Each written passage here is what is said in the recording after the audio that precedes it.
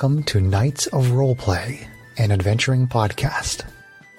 This is an actual play 5th edition Dungeons & Dragons podcast. Royalty-free music provided by Kevin MacLeod, Plate Mail Games, and Tabletop Audio. And now, to adventure.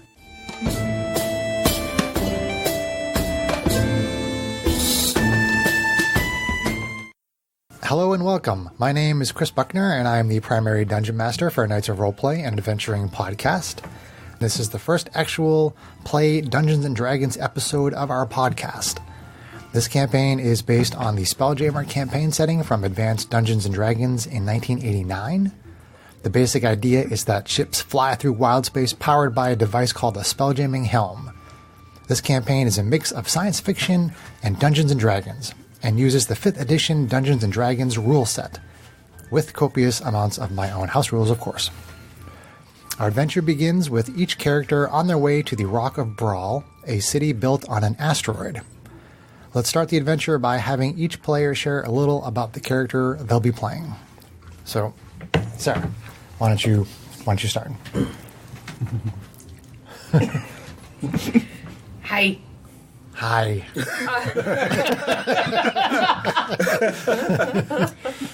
I will be playing a wild magic sorcerer named Janie. She does not have a gun.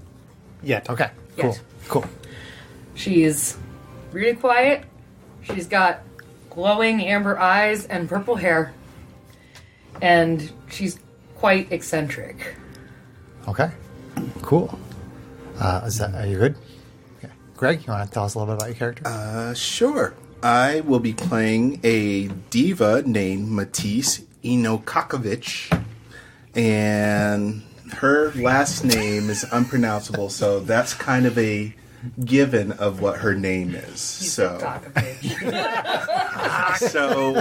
when someone refers to her, it's Matisse Ino instead of the really long name. Okay. I imagine people will probably shorten it to Matisse too sometimes. But she is haunted by her past, having lived a number of lifetimes. She has seen and experienced many things. Part of her past is the reason why she decided to take a chance on boarding the Rock. She is bound by duty to another, and this was one of the reasons why she took a chance with going on the Rock. So she followed her visions and that of the charge that she's with. okay. Matisse is tall and statuesque. She would be regal if it weren't for the many scars that blemish her blue skin. She might look like a lady, but she's no lady. She would kick your ass in an instant, stopping only to make sure she didn't break a nail or her equipment. She is a bit rough around the edges and very nonchalant about people and their place in her circle. She has taken a chance that the Rock not only offers opportunity, but also allows her to break from the darkness that had encompassed her life until that fateful day that the light came. Greg took this intro thing very seriously. Way to let the English major up show me. I'm the writer, so I have to I write. have a name, and I'm shy. John, you want to give me a little or a lot about your character? Well, probably not as much of that. That's fine. But I will be playing a hobgoblin artificer named Strax. Strangely enough, Strax is an old hobgoblin, some 60 years old now, a bit curmudgeonly. 60, you said? 60, yes. Okay. He's got the gray in hair and everything, old guy. And so they typically age like the same as humans? So, typically, 60 is kind of old? Okay. Yeah, 60 is kind of old, but not quite infirm yet. Okay, gotcha.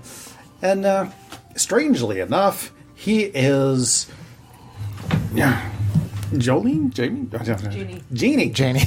I don't even know your own sister? I don't know my own sister's name. I keep wanting to call it Jolene. No, it's Janie. No, that's Kate's mom. I know. I'm sorry. Too many J's in my life. All right. Continue. So it's strange, but there's a reason for that, which may or may not come to light. So I'm just going to leave it at that as a mystery. Sure, that sounds cool. But basically, but what is pretty well known is that he has come to the Rock in basically pursuit of a job. He's broke, but he's pretty good at blacksmithing, so he figured, hey, this is a good place to come make some money. Greg, did you mention what your character's class was? No, I did not. Matisse is a paladin. Okay. And your character, John, is... an artificer. Artificer. Words. Okay. Do you guys want to share your race, or do you want to keep that... you did? Yes. Okay. Right. Did you... And you mentioned Hobgoblin. Okay. Do you have anything else? No, I'm good. Okay. Kate? All right, so the character that I am playing is Arvine Hakume. She is an Aasimar, and she is going to eventually be a fighter rogue multi-class as her character build progresses.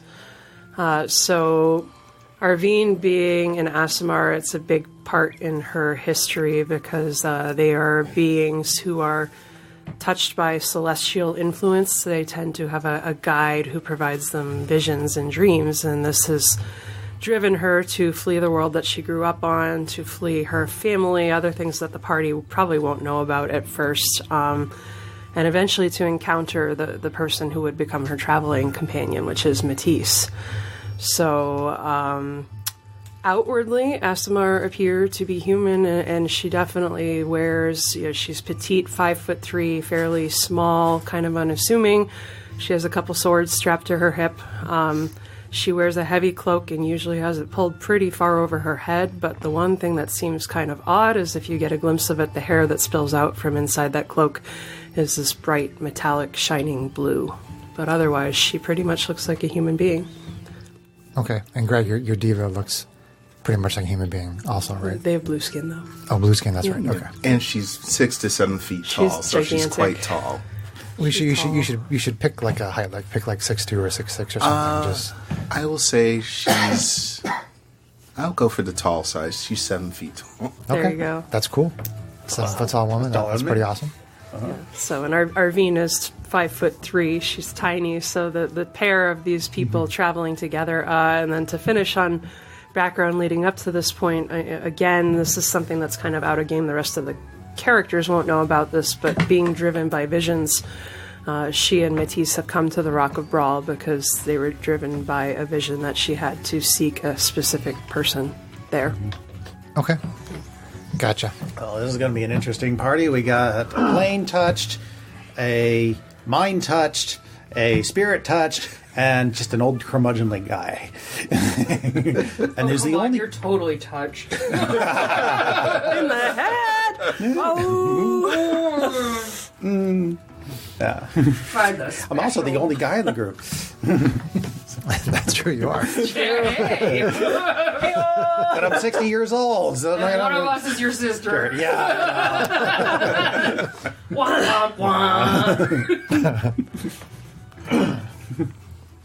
Water. I need water. Water. Hail hydrate. Love to say that. It's like we're already doing In the thing. Yes. Okay, so let me give some more description here. So, as our story begins, you're all about to arrive on the Rock of Brawl, a merchant city of humans and other humanoids situated on an asteroid in wild space. The rock is approximately 1 mile long and half that in width and depth. It is the largest trade port in the known galaxy. A common saying on the rock is that gold can fix anything. There's plenty of work available and opportunities for financial gain abound. Among its residents are every race imaginable, from the more common races of humans, dwarves, and elves, to more exotic races such as beholders and mind flayers.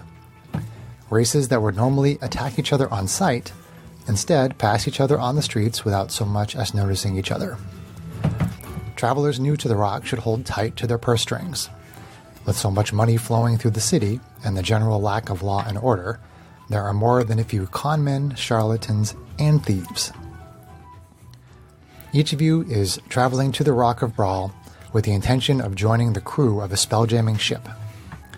You are currently approaching the rock in a passenger ship owned by a company called the Sindiath Line. 3 more passenger ships of the Sindiath Line are following close behind. This convoy of passenger ships is approaching the city along its gravity plane, which cuts horizontally across the center of the asteroid's mass, allowing you to see the floating city in profile. Above the gravity plane, the upper half of the rock has a sloped surface that is high on the right side and low on the left side from your current perspective.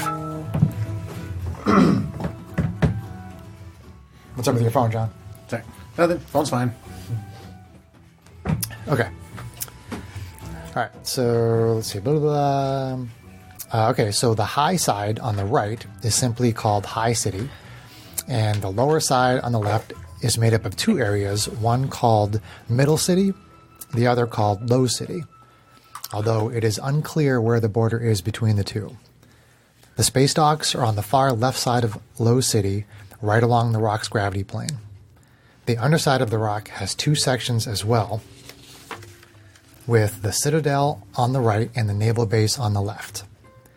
On the right side of the Citadel are the vanes, large structures that look like wings, constructed to allow a rudimentary form of steering if it were ever necessary to steer the rock through wild space. As your passenger ship pulls into space dock, your mind spins on all that has transpired to bring you here. You contemplate all the possibilities of where your future will soon take you as you depart from your passenger ship along with about a dozen other passengers made up of different races. You make your way up an incline of twisting stairs carved into the asteroid's rocky surface. As you climb the stairs, you can see behind you that the other passenger ships are docking. Music change here, hold on.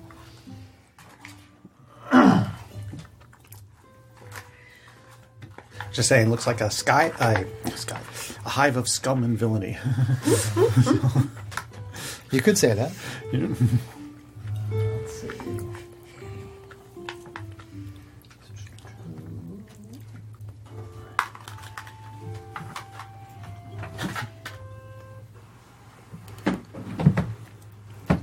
Okay.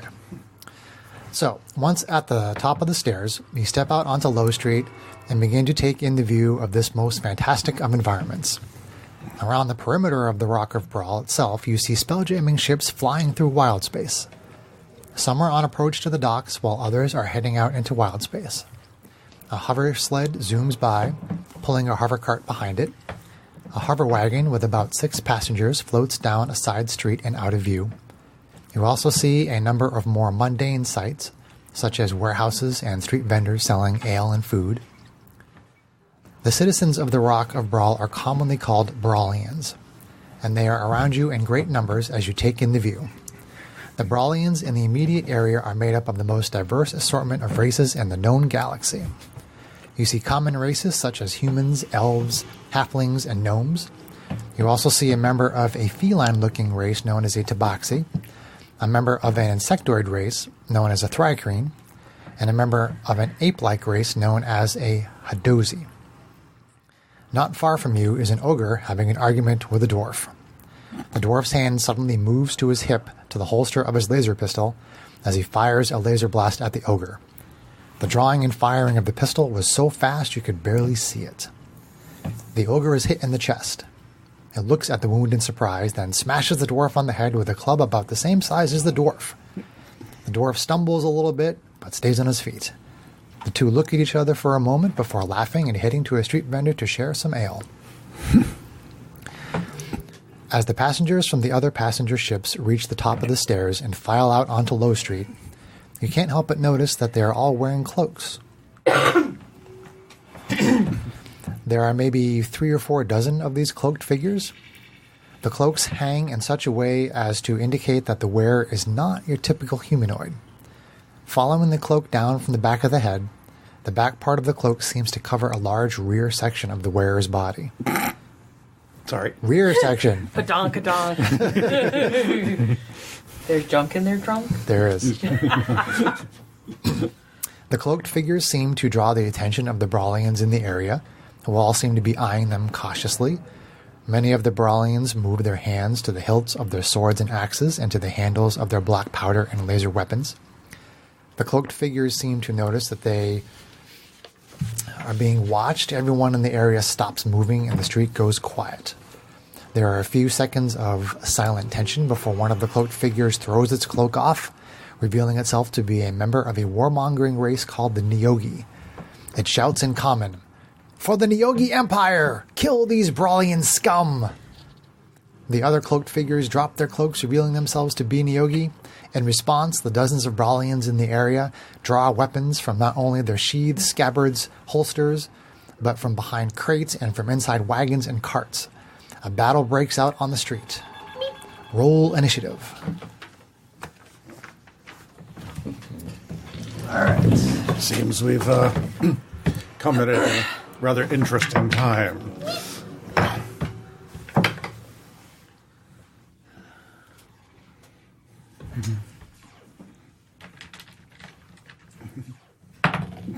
Sci-fi shootout music.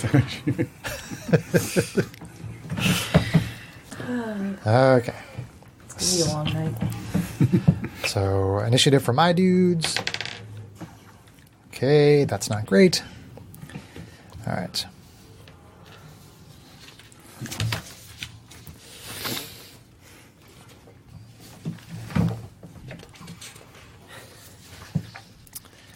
All right, so Jamie says, "Ooh, kitty." She's long gone. She's following the cat. all right, Janie, Don't go initiative. chasing after the cat. 13. 13 for Janie. How do you spell your name? Jaimey. Okay. And Matisse. 4. 4. Matisse was distracted. The paladin And- was too busy praying. Strax. I sigh heavily, take a moment to take off my backpack and pull out my halberd and say, I got a 2. Oh no! The squishy sorcerer rolled high. Arvine. 22. 22.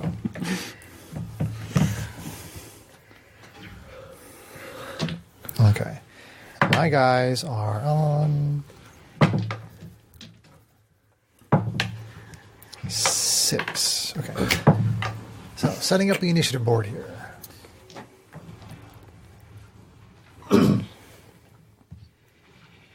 Strax, Arvine, okay.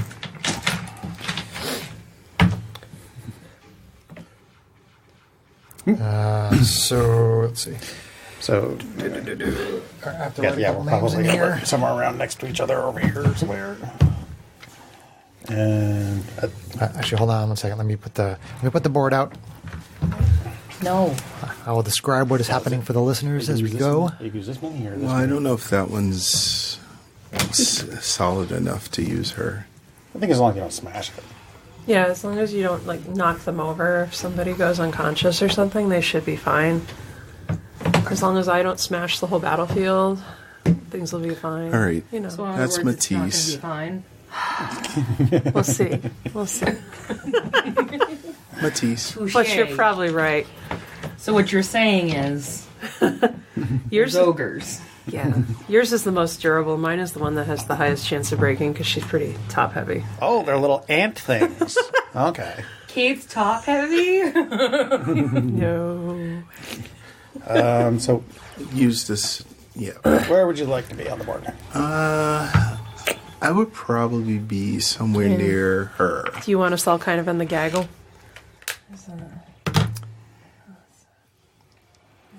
Yeah, I would say put yourselves in that last panel and that last dungeon tile.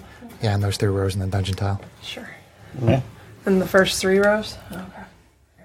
Well, no, just somewhere in that dungeon Somewhere tile. in that tile. Yeah. Okay. Sorry. Squirrel. I guess move me closer to. Yeah.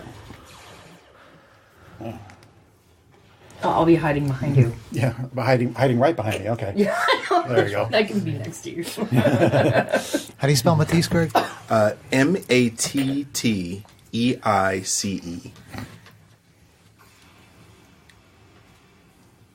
Say that 5 times fast. It's like matte ice. Okay. Mad Ice. Initiative order. Here we Places go. we've been before this have not been this exciting. I think I'm gonna like this place. Seems very filthy to me. What? You nervous? You'll be fine. Tease, Strax. What's with the non-talking one? Don't judge before you know.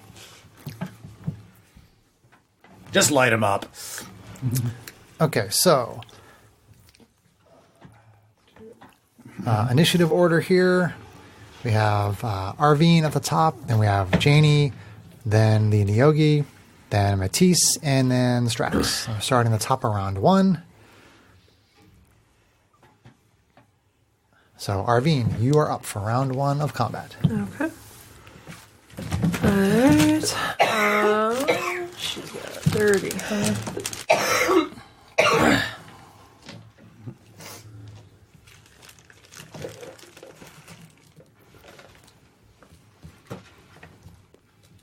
Alright, so she is going to close on this guy here. Okay, we'll call that guy A because we use letters to indicate these guys.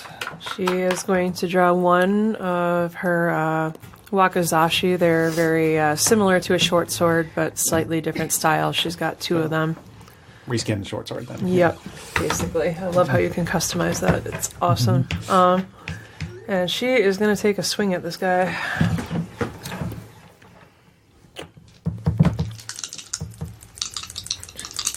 Okay, so you're attacking with a wakizashi. Gotcha.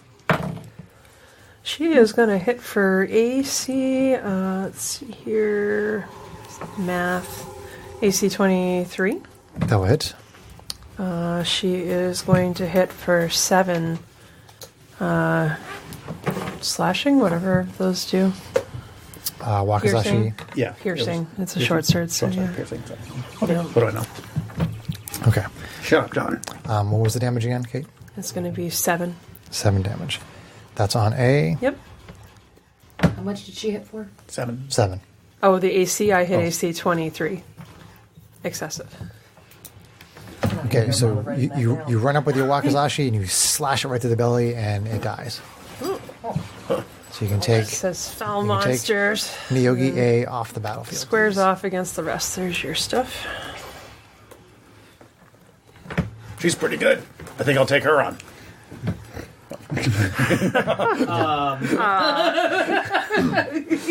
Just a brawl, right? She turns her head to you and raises an eyebrow quizzically.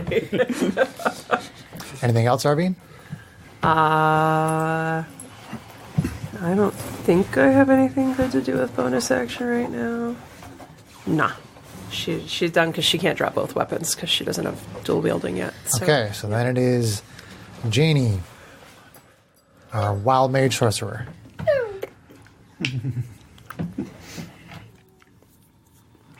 Janie's gonna stay right where she is. Okay, And she's gonna cast Ray of Frost. Rare Frost. Ray of Frost Okay, on that guy. all right, we'll call that one B. Pew pew. Pew pew. Hear a tinkle of like icy sound instead of the usual She said laser. tinkle. AC 18. 18 will hit. That'll be for 6. 6 frost. 6 on B. And does that slow its movement? Yes, its speed is reduced by 10 feet until the start of my next turn. She's supposed to be quiet. You may have to eat the mic. You need to get closer. So rude. Okay, so you shoot out this ray of cold energy and it seems to get frost and ice all over it. And it has a hard time moving. It's very slow. It's also bloodied with that hit. Yeah. Sorry, you were about to say got his frost up what? I'm sorry, what? Never mind. Frost went where? So he's bloodied. So for the listeners, that means they're at less than half their hit points. So then it is the Neogi. And since B is slowed by ice, it's just going to move right over to Arvine. Great. There. Yep. So these, No better than these charge ahead. Neogis are they're sort of insectoid-like. They have 8 legs. They very much like a spider, actually. And they're going to try to bite Arvine. So here we go. Kind of like if you take a scorpion and turn it around backwards and put its head on its tail. Kinda, yeah. It's got a head on All its right. ass. That's going to be AC 5. Probably going to miss. Okay, let's see. What's their speed? Their speed is 20. She's gonna get swarmed. She is going to get swarmed. She wouldn't be deterred though by that. So move 5, 10, 15, 20. The guy over here can go where the B marker is. Okay. Oh. Thanks, B sir. for butt. Whatever. You want to mark that one with a C, Sarah? C for cat. C. C. C. C. C. C. That one gets AC 12 on Arvine. Miss. Miss. Okay. Then the one in the middle is going to move up there. Okay. Call that one D. D. He's got the D. AC 17. That will hit. That is for 5 piercing damage from the bite. Ouch. Okay, and then 5, 10, 15, 20. Okay, the one way in the back is going to double move up there, so it's not going to get an attack. Yeah, and then the other one will move next to that one, and it will get an attack. And that guy has flanking, so he's going to attack with advantage. Ooh, natural 20. Uh-oh. Ouch. All right. Critical. Any more dice? These early criticals can be devastating. Medic.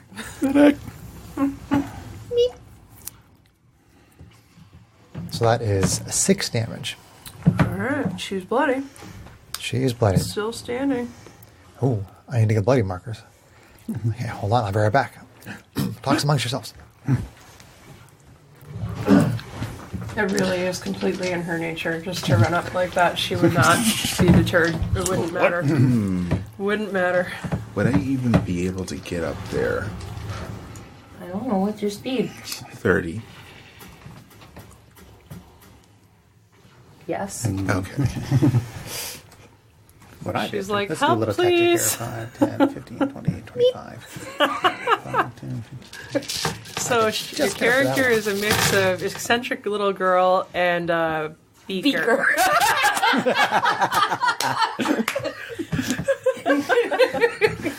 We'll see how that evolves. What the fuck? No, perk to perk.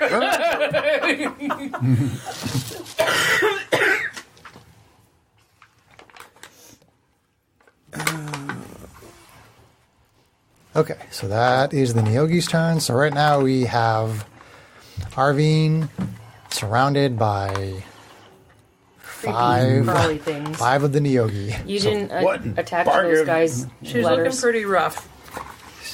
E. What in Bargriviak's name possessed you to just go running into a whole horde of them? Stupid girl. Not you, her. All right, Matisse. I'm going to move up It's not like you would do that. Move up too Don't close give me that. to Monster C. Fine, I'll help her. And I will Okay, attack. so the Paladin is moving up to Neogi C, and you are using a laser sword. Is that correct? Yes, Okay. that is correct. Attack with your laser sword. Thank you. Please, Earthward. Lasers. This is a custom item that I made up.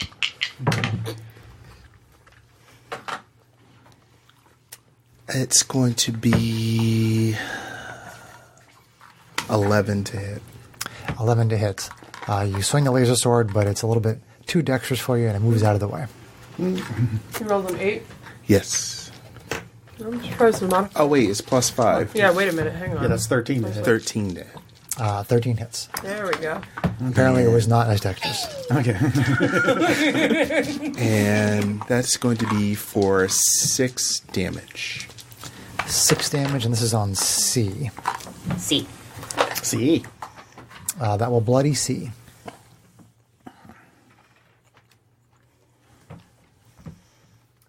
All right. And then it is Strax. Strax. Better not regret this.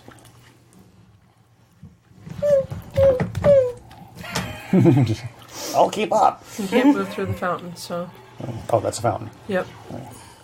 Yes, that big fountain is a fountain. The big fountain is a fountain. Okay. So the fountain. Sorry, is sometimes a it's just fountain. sometimes it's just a pretty. All right. Well, in that case, I'll go here, but rather than focusing, what I am going to do is I will. Let's see. Actually, is Sanctuary touch range? Thought I straightened it. Yeah, 30 foot. Okay. Still got knocked again. Oh, that might have been me. Sorry. Stop knocking my staff. Sorry. Didn't mean to knock you up. Whoa! Whoa! That's a whole different campaign. Oh, that's right. You're my sister. I forgot. Gross. I got that. No one else realized that. Just a light bulb appeared. Oh, I just made it even better. Okay. so red Or worse. right now. Or Austin. It's the wine. I'm blaming it on the wine. Oh, because Kate got you drunk. He's red. Yeah. He is red. right Yeah. now. But he's drinking white wine. Oh, and root beer. Sugar. Ugh. Anyway, what I'm going to do is, okay, so first I'm going to cast Sanctuary on her for a bonus action. So the Hobgoblin Artificer is casting Sanctuary on the Wild Mage Sorcerer. Got it. Yep. Which, and if anyone targets her, they have to make a DC 14 Wisdom save or choose a new target. Or choose a new target. I gotcha. And then I'll take out my light crossbow and shoot C. So, where is that? No, it's there. Okay. So, it's not my best weapon, but I'm trying to focus damage here a little bit. You guys are all buying like giant dice, and I'm buying small little dice. Somebody awesome gave you those little dice. It's true. Well, he's not very good with their light crossbow. AC 10. Those are D4s, not D6s. Fuck you. AC 10. AC 10. It bounces off. It's thick hide. Doesn't quite get through. Oh, well. Yes. D6s are fireballs. I'm going to have to get me one of those blaster thingies, whatever they are. Laser sword. No. The pew pew. Yes, those. All right. So are you done, Strax? Yeah, Strax is done. Okay. So we're going back up to the top of the round. Hey, put Sanctuary on you. What more do you want? Stop complaining. All right. We're going to the top of the round, and we have Neogi's B, C, D, E, and F, and B and C are bloodied, and they're still surrounding Arvine, but we have some more people up there in the middle of the fight now. So let's start back at the top again with Arvine. All right, so let's see here. Arvine's pretty hurt, so she is going to give kind of a yell of rage at one of the bloody ones, I think C. She is actually going to use an action point to make a single weapon attack on that guy. Action point, again, yeah. custom rule. Which is single weapon attack. Two-handed. If she's a dual fighter, she wouldn't get to do the second attack. It's right? it's worded specifically to say Okay. a single weapon attack. Roger. It is Okay. never ever more than a single Okay. weapon She's going to attack. draw her second short sword with her flourish, but she is going to attack with just the one. So she's going to swing on him. Just to be very clear on the matter. Yes, because I've repeated myself many times with this during the so playtests. she It is a single is melee attack. Gonna hit the C for AC 21 21 will definitely hit for 8. for 8 damage, and this Piercing, is possibly overkill. And C. on C. Yep. You slash right through it and cut what you think is its head right off. Okay, so What we then think is with her normal action, she is going to disengage. Well, what happens if I have Polearm Master? Do I get to, and use the action point, do I get my butt end attack in?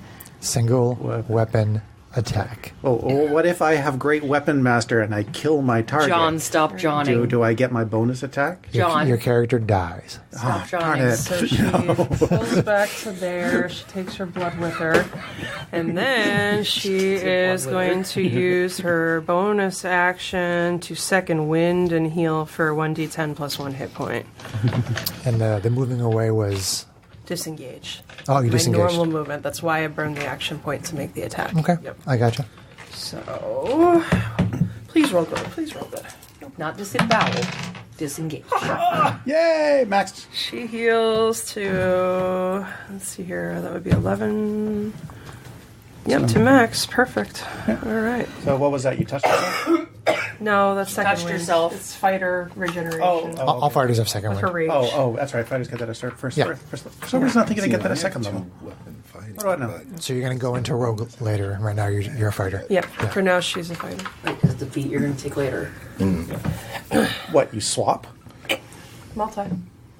Okay, At Janie. level No. Janie, you're up for round 2. She's fighter for probably the first 6 levels. Oh, I misunderstood. Shift over. Yeah. I misunderstood the Eventually, statement. as her character. Janie's gonna stay. Remember she is. The way Okay. you phrased it, it sounded like you can just And switch back and forth. another cold beam shoots from her hand straight at B. Straight at B. Straight Okay. at B. Straight at B. Reroll the one that fell out. AC 17. 17 will hit. Wow. For 8. For 8. You totally destroyed it. Turns into a bugsicle. Icicles impale it. Yeah. It was rare frost again, right? Yeah. Yeah. So it just shatters into a bunch of Nice. pieces. Good work, sorcerer. Okay, that's a little bit disturbing. Okay, so now we have letters D, E, and F that are still out there for enemies. And we are on the turn of the Neogi. She bounces and giggles a little. Happily. Okay, let's send Neogi F and Neogi E over to the Hobgoblin, and D will go over to the Paladin. Bring it. All right, Paladin. So you're wearing, you're using a shield? Yes. Using a shield, and what are you wearing for armor? chainmail. Okay, chainmail, shield, and laser sword. Yes. Got it. D is going to try to bite you. Like I said, bring it. Another one bites Paladin. AC 12. That will miss. You interpose your shield, and it doesn't quite get to you. So let's see. Hobgoblin. AC 19 on the Hobgoblin That's it. for 5 piercing damage. Hobby's bloody. Hobby is bloodied. One more bite. That's a natural 1. Okay. Matisse, your turn. You're fighting weak. Neogi D. I'm going to wail up on him and attack him. Wheel up on him, brother. Wheel up on him. I mean, sister. Well up on it. That's going to be for 13 to hit, 13 will hit and that will be for 5. for 5. Okay, you bring it down and you cut off one of its 8 legs. It is bloodied.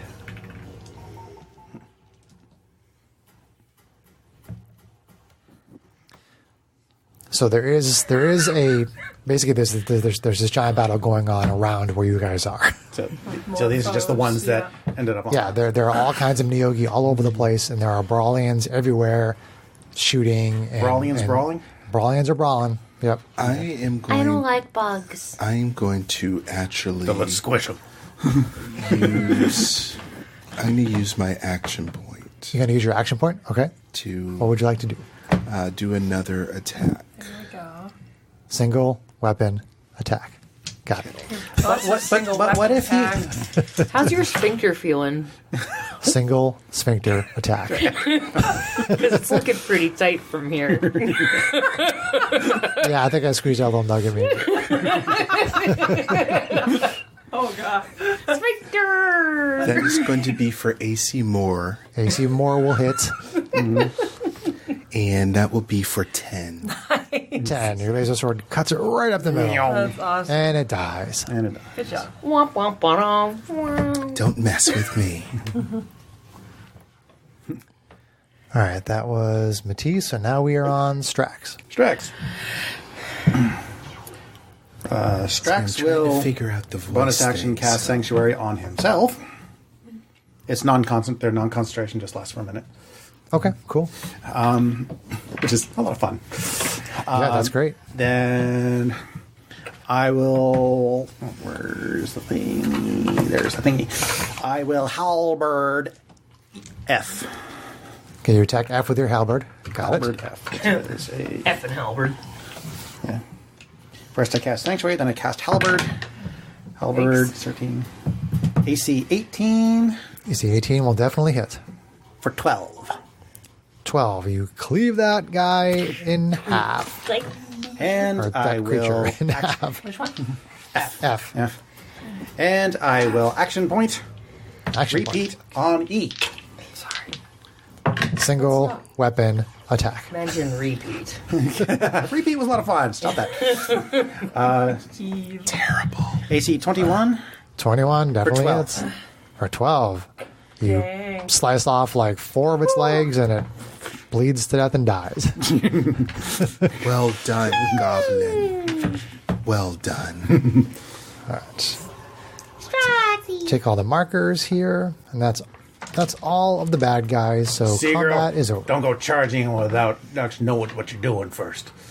Don't talk to her. None of my business if she wants to run off and get herself killed. You're right. It's none of your business. I've turned into a Western now. Always go southern, John. Always go there, John. Southern. Matisse goes over to Arvine and asks her, "Is she okay? Are you okay, child?" I'm fine, thank you. Thanks for the backup. All the time. Okay. Just going to get myself together here, get back to my story pages here. Just give me a minute. do do do do do do do. Oh, sorry, that's probably It's copyrighted, Sarah. copyrighted. Fair use. Fair use.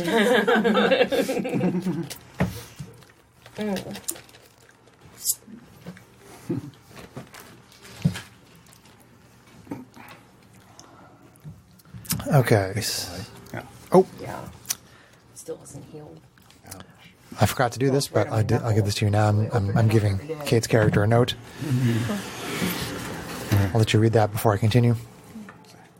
Well, that was a nice bit of exercise after that boat ride. I'm gonna go see if we can find the guild hall. We always, Yeah, all right. It's always better to have calisthenics when you're pent up in a little small space.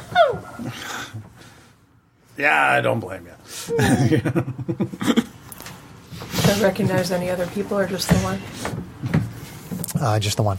Okay. All right. It's what you saw in your vision. Okay. All right. So I nudge Matisse and point towards. There's this like hippopotamus-looking being that's nearby the fight, and I say, "This is the person I think we're looking for," and just kind of start to pull you aside. Okay. Okay, so as the battle is over, the bodies of the Neogi litter the streets, along with a few unfortunate Brawlians who didn't survive the chaos. During the battle, you all witnessed a hippopotamus-like creature, humanoid, firing a weapon called a blunderbuss. The creature is from a race called GIF, spelled Giff. The GIF shouts to everyone, "My name is Captain Braun of the ship the Star Runner. I need crew members. Are any of you interested in possibly joining my crew? Please gather around me so we may discuss the matter if you are interested."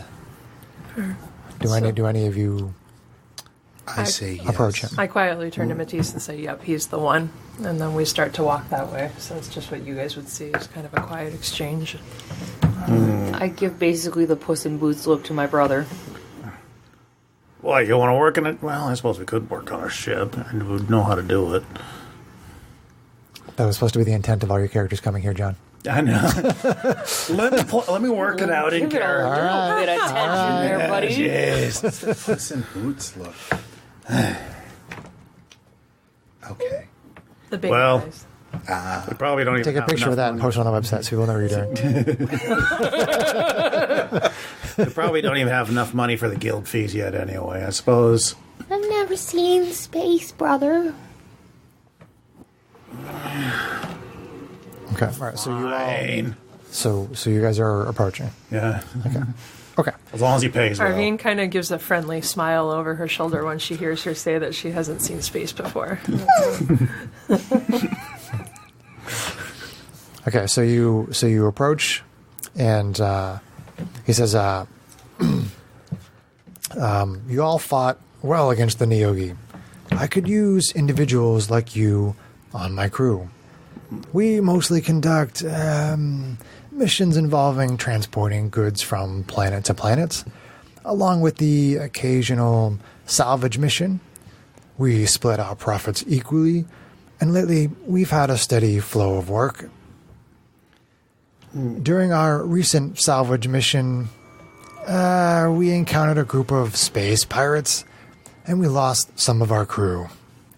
We need crew members who can handle themselves in a fight. This would also enable us to take on missions that might be a little more dangerous, but offer a much bigger reward.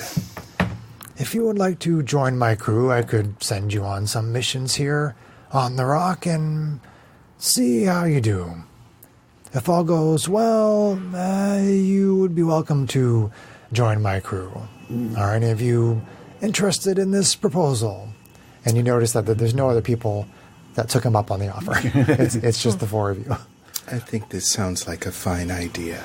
Well, a little danger was never been a problem, but tell me, you pay extra for a shipwright? Do some onboard ship repairs? Well, we'll see how it goes. If you get on the crew, we can talk about it. Special skills can definitely fetch a higher price for crew.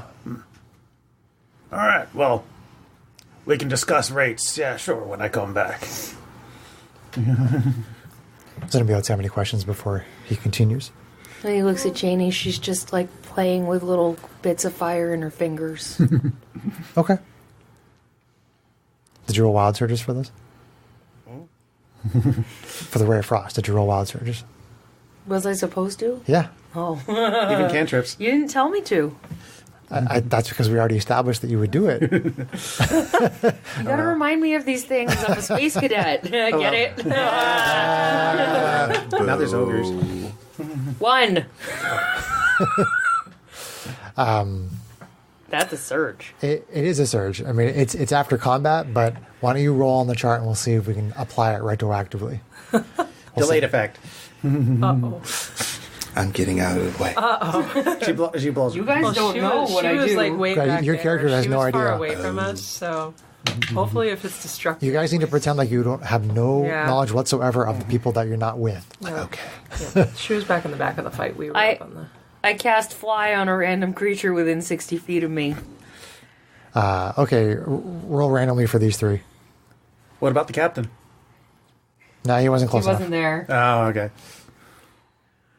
Okay, wait. We'll do a 6. So 1, 2, 3, 4, 5, 6. Nice. Okay, so Arvine, it's right at this point that you didn't really even notice it until now, Yeah. but your feet actually aren't touching the ground. Arvine's kind of hovering there and like seems to think that this is interesting, but it also seems like she's at ease with it. Like she might have experienced something similar before. That's Okay. yeah. I probably don't even notice. I'm sorry. Arvine gives a thumbs up anyway. Why don't you roll for the second casting? We'll see if we can apply it retroactively. 10. 10. Okay. We didn't decide what the number range Yeah, was we did. for. We. Yeah, I asked you and you said 1 to 4. Oh, okay. I can't even remember what I did 3 hours ago. Okay, so Okay, so the second one didn't go off. The second one didn't go off, but anytime you cast any spell, cantrip or otherwise, Okay. on a 1 to a 4. How long does fly last? What about 3? It's like a minute, maybe, or It just says you cast fly, so I have to look it up. Yeah, you have to look it up. Yeah. That's okay. So while you're looking that up, It's probably like 1 minute. so Could be 8 hours. Arvine notices that the grumpy hobgoblin is hurt and asks her, "Are you in need of healing?" Please, my brother. Eh? It'll heal. Okay. She kind of looks heavily at Matisse. I suppose we can help them, even though they don't seem to appreciate the ability that you have. So, do you have lay on hands? I do. Yeah. So my 1 point of healing versus your lay on hands is. I go Better over heal. and put my hand on It's the concentration up to injury. 10 minutes. I'd slap your hand away. Sweet. What's your problem, Give it girl? a chance. I'm trying to help you, idiot. What did you call me? She's not going to hurt you. I won't hurt you. Tough Just enough to stay handle still. yourself. All right, You so trying to start something, girl? you don't want to mess with me. Janie gets in between them and looks up at her brother like, "Stop it!" All right, what do I have to roll? She for started it. lay on hands. Let's see. You're lucky she's here. Oh, okay. I Not just too many do it. people get away with insulting me like that. Right, so I give you 5 hit points.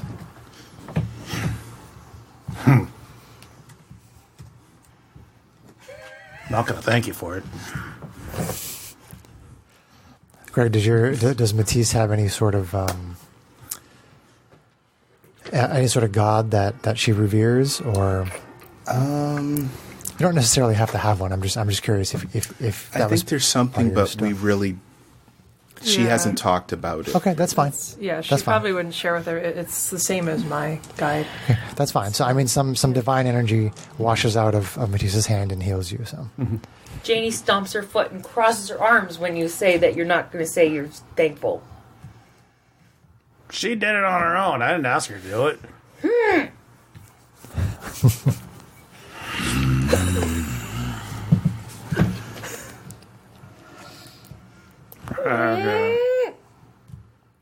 You see little flames of fire starting to form in her fingertips. These two. We've encountered worse. This is true. Thanks, I guess. She glomps him. To glomp means to unexpectedly hug with force. For those that don't know. okay. I love it. All right, so Captain Braun brings you further down the docks to his ship. It is a galleon, a typical sailing ship made by humans. But like all spelljamming ships, somewhere inside of it lies a spelljamming helm, the magical device that allows the ship to fly through wild space.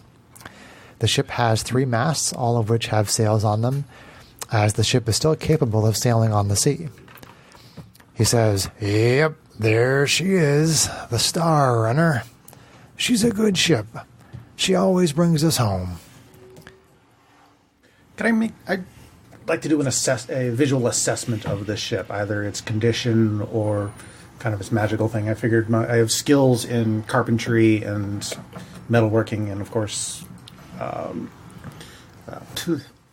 arcana. So I don't know if you kind of does it look like beat down ratty thing, or does it actually look like a decent ship? Why don't you make a perception check? We'll start with that. Just general perception. Yeah. Okay, general Just your perception perception tells check. me 14. 14. Okay. You're still a little distance from it, but as you're getting closer to it, it looks pretty intact. It seems pretty taken care of. It doesn't look like it's really been beat up. I mean, you do see a little bit of bow damage from it here and there, but there are actually crew members already working on the repairs. Okay. It's nothing that you wouldn't expect. I mean, it looks like a pretty sturdy ship. Okay. Yep. So far, the captain isn't blowing hot air. No, he does not seem to be. Okay. Okay, so he brings you on the main deck of the ship where crew members are attending to a variety of tasks. He calls out to one crew member in particular using the name Ruffian. A creature from a race called Warforged approaches your group. It is a constructed being made of a combination of metal and wood. Captain Braun explains that Ruffian is a druid and has a small amount of healing and nature magic that might help you on your mission. With a simple nod, Ruffian accepts his captain's orders. Braun says, Ruffian doesn't talk, but he's reliable and cool under fire. Braun then gives you directions to a place called the Rampant Lion, which is basically part of the mission that he wants to give you because it is the last known location of his crew member Zeed. And Zeed is a member of the Aarakocra race, which is a bird-like race. And he tells you that he would like you to try to find where Zeed is, and if something unfortunate has happened to Zeed, Where'd Zeed go? that if you can bring back some sort of proof that Zeed's dead. that Ruffian can confirm, then he will still pay you. He'll still pay you, and basically give you more missions, and you can still try to get to become members of the crew. Try to get with that. Okay. Yeah. So he gives you the location of the Rampant Lion, and he also gives you directions to the Laughing Beholder. Both of these are taverns, which also have like inns attached to them. And he says you can get a lot of useful information from the Beholder Tavern Keeper that goes by the name of Luigi. Mario. Oh, you just, here we go. you just wait. So Braun recommends getting rooms at the Laughing Beholder before you proceed with your mission. Braun says, do you have any questions before I send you on your way? Make it quick. I have a lot to do. Well, if you're wanting us to get rooms over at this Laughing Beholder, Yes. well, Fred can't speak for the others, but probably none of us came here with much more than what we have on our back. We're probably going to need a little something to pay for the rooms, It's not one of the more expensive taverns that are here. I'm sure you must have something with you. It'll be sufficient for at least a night's work. A night's stay, excuse me. Sounds like he says it's a shithole. No, it is not. The Rampant Lion? Maybe so. You see, the Rampant Lion, Zeed said that she was going to be staying there, but people have a tendency to go missing from the Rampant Lion. We tried to caution her, but she wouldn't listen, and now she has disappeared. But the Laughing Beholder, that is a little more popular, a little more, I won't say high-end, but it's not in the dumps like the Rampant Lion. Poof. Poof? She go poof. Yeah. Is there anything else? You don't have any idea what it is that happens to these people who disappear? You think we just need to research that elsewhere? I have absolutely no idea. It just has a reputation. Okay. Just filling in some of my notes. Okay. What's the matter, John? Just filling in some of my notes. What did... Well, if we're going to find this Zed, we need to know what she looks like. She's an Aarakocra. She's looks a like bird. an Aarakocra. A bird. A bird. Big... Okay, well, look for giant birds. Thank you. She does. Any She particular does plumage? wield. She wields a cutlass and uses a laser pistol. Listen, laser pistol. Okay. No distinguishing plumage or anything? No. She has some blue feathers on her shoulders.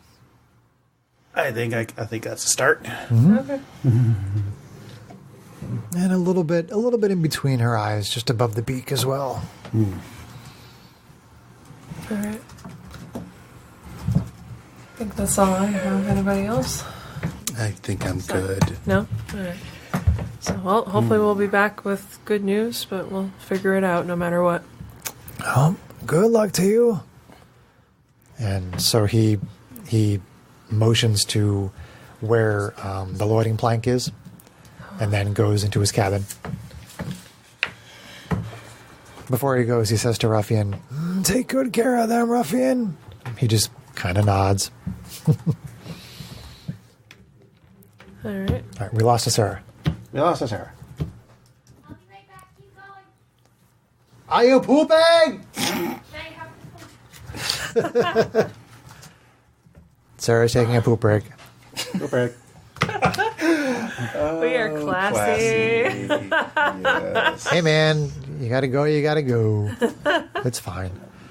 GM is the most classy of all of us. Yeah, I'm not gonna.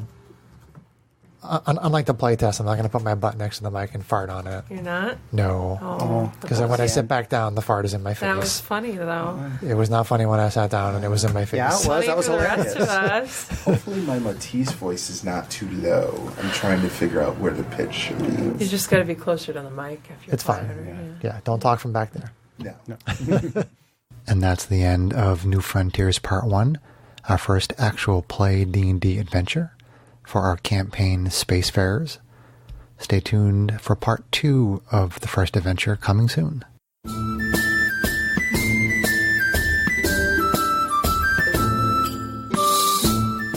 If you enjoyed this podcast, please leave us a review anywhere this podcast can be found. Please tell your friends about Nights of Roleplay and spread the word through social media. We can be found on Twitter at Knights of RP and on Facebook and Instagram at Knights of Roleplay and on our website at knightsofroleplay.com. Your help and support are greatly appreciated.